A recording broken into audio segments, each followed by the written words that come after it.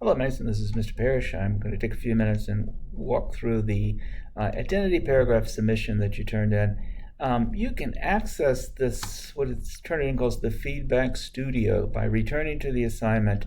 If you click on a little blue pencil icon next to the grade, it'll lead you to this view.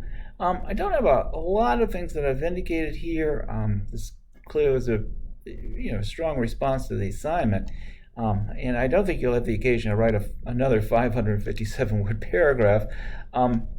So I'll go through a few things to think of going forward, and then maybe make some general observations about the approach you took. First of all, as far as the format goes, there's one element. MLA shows that after your name goes the name of the instructor. So if you just put Associate Professor Parrish, that would cover things in there. And MLA has a special way to do the dates. You do the day of the month first, then for most of the months except May, July, and June, you abbreviate them, and then comes the year like that. So that's the date on Planet MLA. There's no extra space here. The next, you double space everything, and the next line would come the title, and then would come your paragraph. So let me say a few things about the grade marks here. That I've included. If you click on these, it'll open up more description or explanation. For this first one, I make it a general rule that if I use the word "this," I include a noun after it. So you've talked about the experience of growing up in a household full of violence, and then when I got older, this gave me crippling anxiety. Well, I think it's pretty clear that what this refers to. You might use something like "these episodes" or "this constant violence," something like that. But just as a general rule, treat this like it's an adjective and include the noun it's modifying afterwards. Here, really tricky kind of situation, because you've got this parenthetical expression, if you will, here, and then this other comma. So what I would suggest is, again, another sort of rule of thumb that I go by, is if "because" is introducing an idea that comes at the end of the sentence, it can connect it without the comma. For my friends, because I knew. In fact, that "because" is really completing the idea, so the comma isn't really necessary if the "because" clause, as we would say, is finishing the sentence.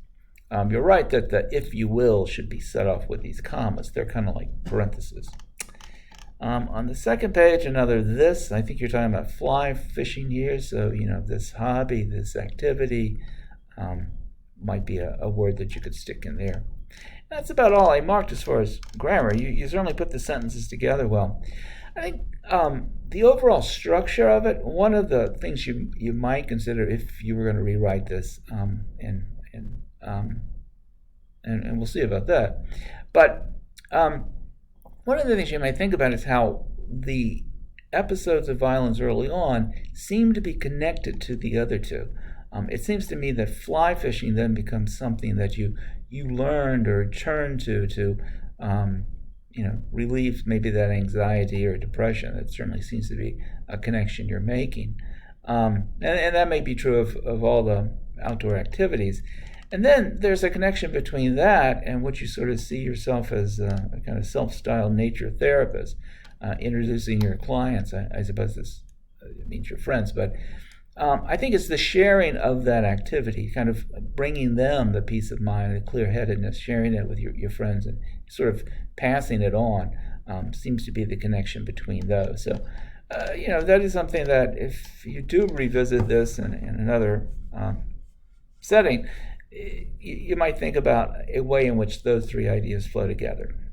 Beyond that, I certainly see nothing in here that would concern me. I think, like I said, you're the kind of writer who knows how to put sentences together. And so part of what we'll learn is in this course, I think, is maybe planning it a little more carefully and having one big idea lead into the other. That's something for us to look forward to anyway. So let me know, first of all, that you got the feedback and were able to access it. And also, if you have any questions, please don't hesitate to ask them about this paper or the next assignments. Thanks.